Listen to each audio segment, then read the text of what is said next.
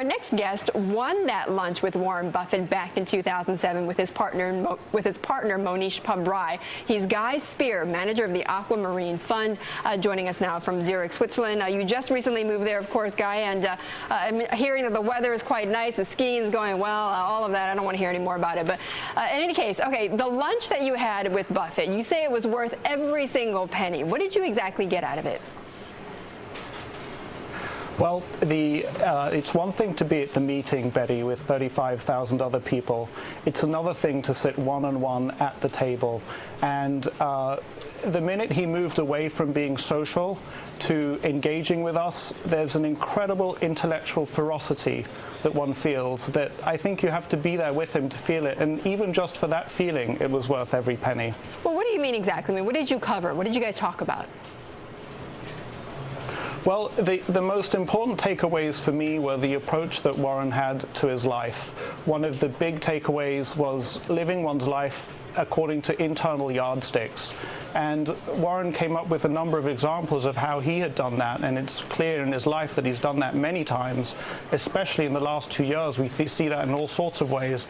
And I came away from the lunch examining myself and saying, in what ways am I not living by my internal yardsticks? What changes do I need to make so that I'm living by internal yardsticks, not based on what people think of me or expect of me? But did that, for instance, make you a better investor, Guy? Did it open doors for you later on? Well, in terms of the performance of my fund immediately after the lunch, I can see the evidence was not favorable in that direction. But as you brought up with David Einhorn, perhaps we need to look over the ensuing 4 or 5 years. I don't think that you can translate the effects of the lunch into immediate results right away.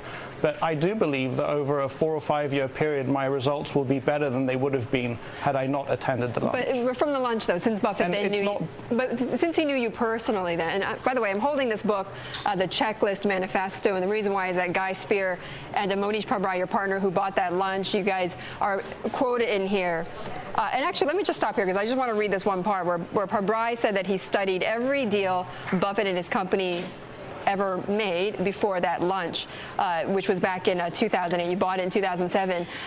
So given that, I mean, do you need to have that much do you need to do that much homework, Guy, before you go into this lunch with him? I mean, does he test you at all with how much you know about Berkshire?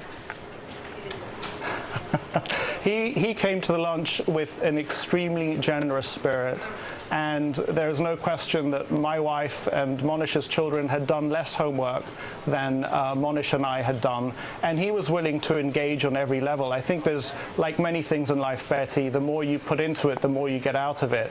And so the background that Mohnish and I had meant that we could really dive in deep into all sorts of areas of Warren's life, investments that he had made, some of the heroes that he had.